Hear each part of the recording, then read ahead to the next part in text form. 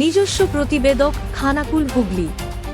একটা প্রতিবেদন যা বদলে দেবে সামাজিক চিন্তা ভাবনা।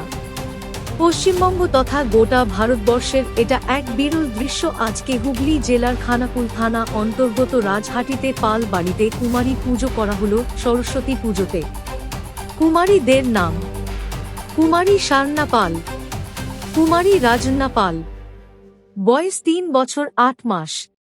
পিতা শ্রী রাজর্ষি পাল, মাতা শ্রীমতী সুচেতা দাস, পূজারী শ্রী অমি মিশ্র মহাশয়। এই পুজো করার কারণ প্রধানত 3টি। 1. সমাজে কন্যা সম্মান প্রদান ও কন্যা সন্তান জন্মগ্রহণ করলে পারিবারিক ও সামাজিক অবমাননা ও অস্পৃশ্যতা দূরীকরণ। 2. সমাজে ব্রাহ্মণ কন্যা ছাড়াও বাকি সব সম্প্রদায় এর কন্যা কুমারী রূপে পূজা পাবার স্বীকৃতি। 3. প্রত্যেক পরিবার তার কন্যা সন্তানকে দেবী রূপে পূজা করলে নারীদের অবহেলিত বা লাঞ্ছিত হওয়া বন্ধ হবে। সমাজে কন্যা সন্তান স্বীকৃতি পাবে, বন্ধ হবে ধর্ষণের মতো নোংরা ঘটনা। এছাড়াও প্রত্যেক পিতার কাছে কন্যা সন্তান রাজকন্যা, তাই এরপর থেকে সে তার কন্যা সন্তানকে আরও একটু উঁচু জায়গাটায় বসাতে পারবে দেবী রূপে।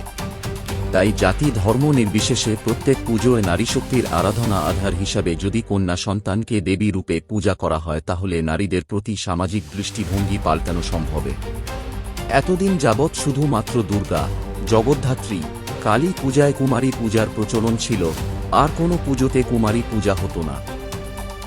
তাই পশ্চিমবঙ্গ তথা ভারতের প্রথম সরস্বতী পূজায় কুমারী পূজা প্রচলন শুরু হল। এবার থেকে প্রত্যেক পরিবারে কন্যা সন্তান জন্মগ্রহণ আর অবহেলিত হবে না, বরং পূজিত হবে দেবী রূপে। কারণ সরস্বতী পূজা প্রায় প্রত্যেক পরিবারে হয়ে থাকে, তাই তারা অনায়াসেই তাদের কন্যা সন্তানকে দেবী রূপে দেখতে পারবেন। সর্বশেষ এই পূজায় কুমারী পূজা সম্পূর্ণ শাস্ত্রসম্মত ও বিধিসম্মত। কারণ 3 বছরের কুমারীদের নাম পূজাসম্মত নামকরণ হয় সরস্বতী। ধন্যবাদ।